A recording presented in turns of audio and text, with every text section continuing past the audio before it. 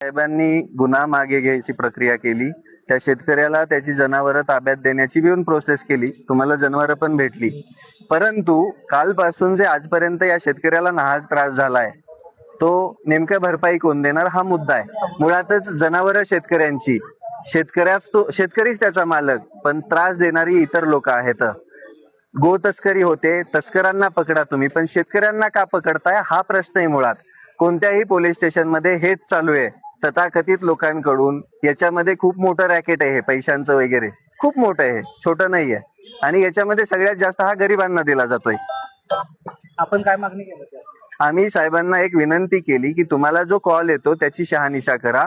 जर ते खोटं असेल तर सगळ्यात पहिला त्यांच्यावरती गुन्हा दाखल करा. जे पोलिसांना मिसलीड करताय त्यांना सगळ्यात पहिला धडा शिकवा, ही सगळ्यात पहिली मागणी होती.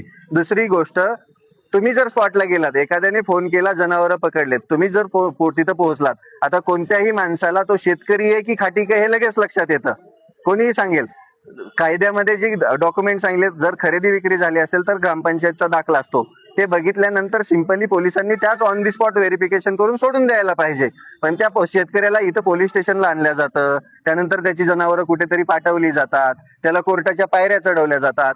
या गोष्टीकडे न बघता एक माणुसकी आणि माणूस या नात्याने त्या शेतकऱ्यांचा व्हेरिफिकेशन झालं की तिथल्या तिथं ती जनावरं सोडली पाहिजेत. मुळातच सगळ्यात पहिली आमची मागणी आहे की या कायद्यानुसार शेतकऱ्यांच्या जनावरांना टॅगिंगची सुविधा आहे, म्हणजे टॅगिंग केली पाहिजे हा नियम आहे.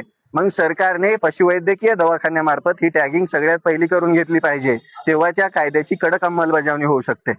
मुळातच कोणालाही अधिकार नाहीये, ना कायद्यामध्ये तसं लिहिलेलं आहे. तथाकथित जी काही लोक आहे त्यांनी शेतकऱ्यांना त्रास देऊ नये. तुम्हाला बाकी त्या कत्तल करणाऱ्यांना, तस्करांना काय करायचे ते करा, आम्हाला काही प्रॉब्लेम नाहीये.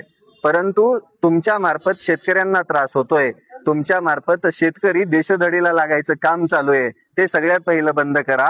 असं बेकायदा काम करणं भारतीय संविधानाच्या बाहेर आहे आणि त्याला पण कलम लागू शकतात. माझी पोलिसांना विनंती आहे, हे जर बेकायदा कोणी करत असेल तर त्यांच्यावरती पहिले गुन्हे दाखल झाले पाहिजे. आता दाखल झालेला गुन्हा मागे घेतलेला आहे, त्यांनी सी प्रोसेस मध्ये टाकून दिलेले. शेतकऱ्याची जनावरं पण परत भेटलेली आहेत. हे सगळे इथले जे सामाजिक नेते मंडळी सगळ्यांचं यश आहे की हे सगळे मिळून शेतकऱ्याच्या पाठीमागे उभे राहिले आणि शेतकऱ्याला न्याय भेटण्याचं काम झालं.